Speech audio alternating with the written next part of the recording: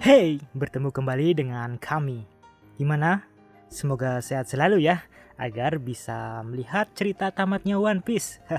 Oh ya, lanjut di video sebelumnya. Kali ini kami akan melanjutkan ngobrolin One Piece chapter 1003 yang telah terbit resminya ya. Hehe.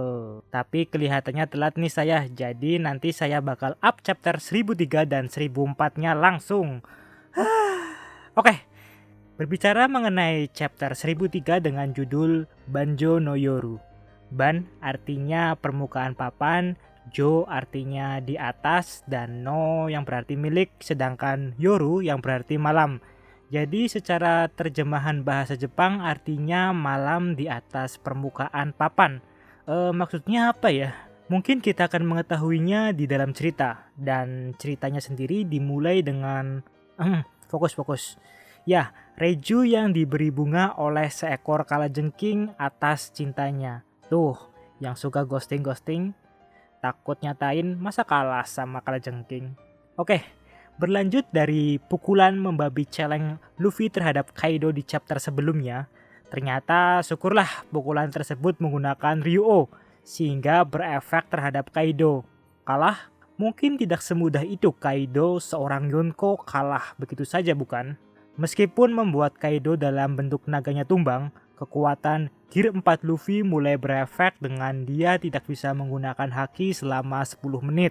Hal tersebut dimanfaatkan oleh Big Mom untuk menyerang Luffy. Haha no hi! Untung Luffy diselamatkan Zoro, dan Lau maju menyerang Big Mom dengan jurusnya Counter Shock. Selain Big Mom yang memanfaatkan kesempatan dalam kesempitan, Kids dan Killer pun juga maju mencoba memfinishing Kaido. Malah Kaido sudah bangkit dan mengeluarkan kumpulan angin topan Tatsumaki. Akhirnya Kids dan Killer gagal finishing. Dan buruknya Luffy lepas dari gendongan Zoro dan akhirnya Luffy jadi cemilan Kaido. Zoro yang tidak mau langsung kehilangan kaptennya dengan cepat mengeluarkan jurus Kokujo Tatsumaki ke Kaido. Dan ternyata Zoro pun bisa melukai Kaido. Karena hal itu, Kaido menyadari bahwa Zoro menggunakan pedang milik almarhum Oden. Gak mau kalah, Kaido juga mengeluarkan Tatsumaki, tapi dengan tubuh naganya dan mengeluarkan pisau angin yang banyak. Tatsumaki Kaifu. Pertarungan yang intens pun ternyata dirasakan sampai di bawah tengkorak Onigashima. Dan Shin beralih memperlihatkan kepala Orochi sang shogun yang tampan dengan posisi kepalanya yang manis tergeletak. Dan disayangkan kematiannya sebagai rekan kerja oleh, ternyata ditampilkan CP0. Diperlihatkan ada 3 CP0 dengan jas putih khas mereka. Dan di situ tidak diperlihatkan Lucci, Kaku maupun Stussy. Dan salah satu CP0 mulai mencoba meramal. Wah, nggak mau kalah nih sama peramal yang ada di negara ini ya, yang memprediksi suatu keadaan. Ya, tapi di sini kita sebut saja memprediksi. Jangan meramal. Dia memprediksi dengan melihat suasana pertarungan antara bajak laut binatang buas dengan klan samurai. Dengan anggota CP0 lainnya yang sedang bermain Go, catur asal Tiongkok. Dan bagi kalian yang ingin mengetahui apa itu Go, kalian bisa cari tahu dengan melihat anime Hikaru no Go. Oke, kembali ke cerita. Salah satu CP0 mengatakan bahwa bajak laut binatang buas tersisa 27.000, sedangkan pasukan samurai tinggal 5.000 pasukan. Dengan melihat itu, CP0 yang dengan sok tahu menyimpulkan meski 2 Yonko berhasil dikalahkan, yang tentunya akan membuat pergerakan dunia tidak dapat diprediksi, tapi pertarungan akan tetap berlangsung. Dan bahkan masih ada para eksekutif bajak laut binatang buas yang juga harus diwaspadai karena berpengaruh juga pada pertarungan di Wano kali ini. Oh, jadi maksud dari judul chapter ini yaitu Banjo no Yoru, yaitu malam di atas permukaan papan, artinya tentang CP0 yang memprediksi pertarungan yang terjadi malam ini dengan permainan Go. Baiklah.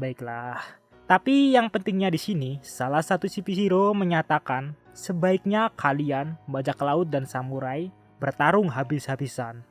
Maksudnya kalian entar yang jadi penyapu atau memberitahukan dunia bahwa pemerintah dunia yang menyelamatkan negara Wano? Gampang amat. CP0 terlalu meremehkan samurai. karena di situ ada nakama tobi jerami lainnya yang ikut bertarung. Mereka belum tahu ada bajak laut tobi jerami yang memiliki hak privilege sebagai tokoh utama dan yang pernah bikin rusuh Enies Lobby dan Impel Down. Yang tentunya pertarungan di bawah juga tak kalah serunya. Dan kembali ke pertempuran Yonko dan Supernova. Di sini kita dikejutkan dengan Kaido memiliki mode manusia binatang atau yang kita kenal dengan mode hybrid. Namun masih diperlihatkan siluetnya dan chapter 1003 selesai. Berbicara tentang bentuk hybrid pengguna Zoan, seperti yang dikatakan Chopper, bentuk hybrid akan membuatnya lebih kuat, apalagi bagi pengguna Zoan khususnya hewan buas, akan membuatnya berkali-kali lipat kuatnya. Namun di sini penampilan Kaido dalam bentuk hybridnya masih terlihat siluet.